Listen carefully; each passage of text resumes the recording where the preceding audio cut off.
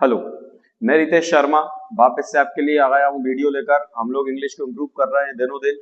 जितना भी आता है आपको उतना अपने पास रखिए और नई चीजों को धीरे धीरे सीखते रहिए विदाउट वेस्टिंग योर टाइम। देखिए ये क्या लिखा है, प्रपोजिशनल फ्रेजेस।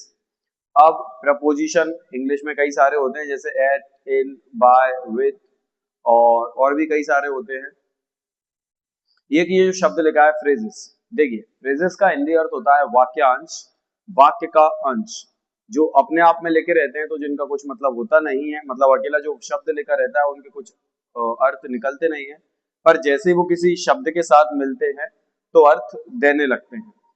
अब आप पहला शब्द देखिए, कुछ एक ही वर्ड्स मैंने आपको मतलब यहाँ एग्जाम्पल के रूप में बता रहा हूँ, ऐसे हजारों की संख्या में होते हैं इंग्लिश में। तो पहला वर्ड जैसे क्या है, लिसन। लिसन मतलब होता है सुनना, और किसी व्यक्ति, वस्तु या कुछ भी चीज को आप जैसे गाने सुनते हैं तो आप इसके साथ टू वर्ड का इस्तेमाल करें और आप बोल सकते हैं I listen to music. Next word है आपका स्माइल।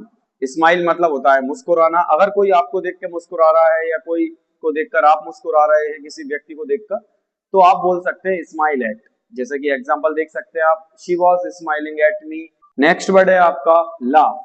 लाफ मतलब होता है हंसना। अब क्या होता है, लोग ज्यादातर इसको ट्रांसलेट करते हैं तो वो बोलते हैं she was laughing on me या फिर he was laughing on me. तो आपके लिए मैं यहाँ सही कर देता हूँ, लाफ के बाद आपको लगाना है वर्ड एट, कि वह मुझ पर हंस रहे थे तो दे वर लाफिंग एट मी। अगर वो मेरे साथ हंस रहे थे तो दे वर लाफिंग विथ मी। और एक और वर्ड है अफ्रेड। स्पेलिंग याद रखिए, एग्जाम में आता है। अफ्रेड मतलब होता है डरना।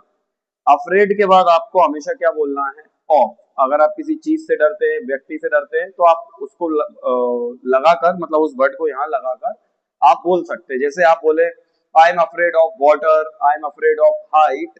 तो ऐसे करके आप कई सारे वर्ड बना सकते हैं। याद रखिए, अपने इंग्लिश को इम्प्रूव करिए, मेरे चैनल को सब्सक्राइब करिए। Thank you.